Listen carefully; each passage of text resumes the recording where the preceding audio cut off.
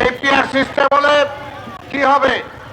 জনগণ ভোটের অধিকার হারাবে, জনগণ তার প্রতিনিধি নির্বাচন করতে পারবে না, আবার ফ্যাসিবাদের জন্ম হবে। সমবেত বন্ধুগণ, আমরা নির্বাচন চাই। আরেক পক্ষ সেই যখন ফ্যাসিবাদ ক্ষমতায় ছিল তখন থেকেই বলা হচ্ছিল নির্বাচন কেন দিব, নির্বাচনকে এর জন্য দিব যে বিএনপি ক্ষমতায় আসবে, তারেক রহমান দেশ চালাবে, এর জন্য কি নির্বাচন দিব? 5ই আগস্টের পরও আমরা দেখছি সেই একই প্রক্রিয়া। নির্বাচন কেন দিব?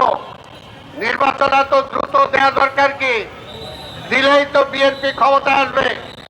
আর যে বিএনপি জন্মলগ্ন থেকে যে আমি ফ্যাসিবাদের বিরুদ্ধে লড়াই করেছে, লড়াই করছে, ভারতীয় আধিপত্যবাদের বিরুদ্ধে লড়াই করছে, আজকে তারাই তাদেরকে আওয়ামী লীগের সাথে মিলানোর জন্য চেষ্টা করছে। তাই সমবেত বন্ধুগণ, এই ষড়যন্ত্রের জাল ভেদ করে আমাদেরকে বের হয়ে আসতে হবে। তারা যদি এতই কিছু হয় তাহলে নির্বাচনকে ঠেকাতে চায় কেন? জনগণের রায়কে ঠেকাতে চায় কেন? আমরা তো জনগণের রায় চাই, যে দীর্ঘদিন জনগণ ভোট দিতে পারে নাই, জনগণ যেন ভোট দিতে পারে সেই ব্যবস্থাটাই আমরা ফিরে পেতে চাই। কিন্তু আজকে এমন একটা অবস্থা যে মনে হয় নির্বাচন আর দরকার নাই, নির্বাচন দরকার নাই, তাদের মন মতো সরকার বসতে হবে। তাহলে তাদের কাছে প্রশ্ন করতে চাই, সেই সরকারটাই বা কিভাবে বসবে? আপনারা কি চান? আজকে পিআর সিস্টেম বলে একটা তারা আন্দোলন করে আজকে জনগণকে বিভ্রান্ত করতে চাচ্ছে। এই পিআর সিস্টেম হলে কি হবে?